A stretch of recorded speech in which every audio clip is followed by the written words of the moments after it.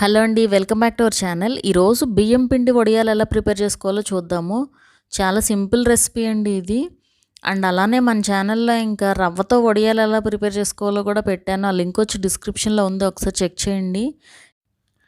ఇవి సమ్మర్లో చేసుకోగలిగే పనులేనండి. ఇవి సమ్మర్ కాబట్టి మనకి ఎండ కూడా బాగా ఉంటుంది కాబట్టి సో ఈజీగా ప్రిపేర్ చేసుకోవచ్చు ఇప్పుడు ఈ వడియాలని. అండ్ ఈజీ ప్రాసెస్ కూడా, మీకు 20 మినిట్స్ పడుతుంది అంతే ప్రాసెస్ అంతటికి కూడా.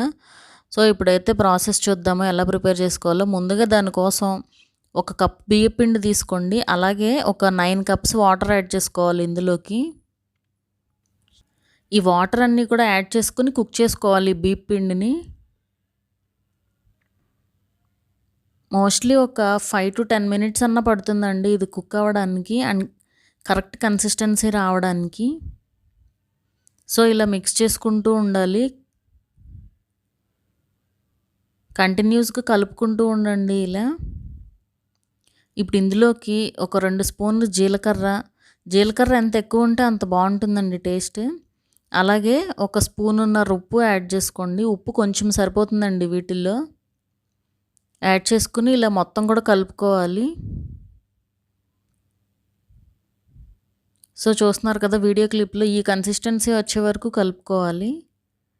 ఇలా వచ్చాక తీసేయండి, అది మళ్ళీ మీరు వేసే టైంకి ఇంకొంచెం గట్టిపడుతుంది. సో చూసారు కదా వేసే టైంకి అన్నీ సెట్ చేసుకుని ఇంకొంచెం గట్టిపడింది. ఇప్పుడు ఒక క్లాత్ తీసుకుని ఆ క్లాత్ పైన వడియాల్లాగా వేసేసుకోవాలి. సో ఇలా కొంచెం పెద్దగా వేసుకున్నారంటే ఇంకొంచెం పెద్దగా అవుతాయండి అవి, అప్పడాల సైజులో అయిపోతాయి. సో మీకు ఏ సైజు కావాలంటే ఆ సైజులో వేసుకోవచ్చు. సో ఇలా అన్నీ కూడా వేసేసుకుని ఇవి 2 డేస్ పాటు ఎండలో ఆరాలండి. సో మీరు మార్నింగ్ లేవగానే ముందుగా ఉడకపెట్టేసుకుని అది వడియాల్లా వేసేసారంటే ఈవినింగ్ వరకు అలా ఎండుతూ ఉంటాయి కదా. సో మళ్ళీ నెక్స్ట్ డే మళ్ళీ ఎండబెట్టుకోవచ్చు.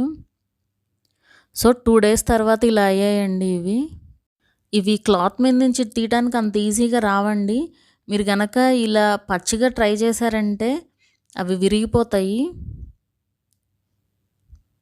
సో దీనికి ఒక ప్రాసెస్ ఉంది, అదేంటి చూపిస్తాను. ఇప్పుడు ఈ క్లాత్ని వేరే వైపు తిప్పండి, వడియాలు ఉన్న వైపు కాకుండా రెండో వైపు తిప్పి. చూస్తున్నారు కదా ఇక్కడ అంతా ఉన్నాయి ఈ వడియాలు బ్యాక్ సైడ్. ఇప్పుడు దీనిపైన వాటర్ చల్లుకోండి.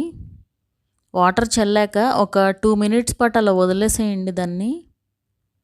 1 to 2 మినిట్స్ పాటు ఇలా వదిలేసాక అప్పుడు తీయడానికి ట్రై చేయండి. చూసారు కదా ఈజీగా వచ్చేస్తాయండి అప్పుడు.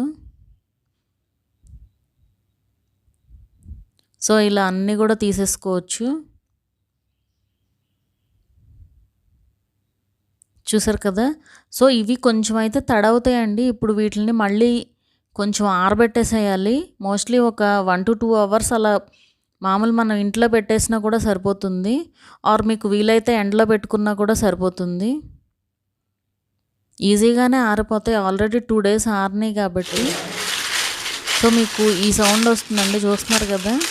సో అంత బాగా ఆరిపోవాలన్నమాట ఇవి. ఇప్పుడు డీప్ ఫ్రై కోసం ఆయిల్ పెట్టుకుని ఇలా ఫ్రై చేసుకోవడమే. చూసారు కదా చాలా బాగా వస్తాయండి టేస్ట్ కూడా. ఇందులో మనం ఫెయిల్ అయ్యేదంటూ కూడా ఏమీ ఉండదు. అండ్ ఇంగ్రీడియంట్స్ కూడా అన్నీ ఇంట్లో ఉండే ఇంగ్రీడియంట్సే, బియ్యం పిండి అలాగే జీలకర్ర ఉప్పు. చాలా సింపుల్ ప్రాసెస్ కూడా. ఒకసారి అయితే ట్రై చేయండి తప్పకుండా. మా వీడియో కనుక మీకు నచ్చినట్లయితే సబ్స్క్రైబ్ చేసుకోండి, అలాగే ఈ వీడియోని మీ ఫ్రెండ్స్కి రిలేటివ్స్కి షేర్ చేయండి.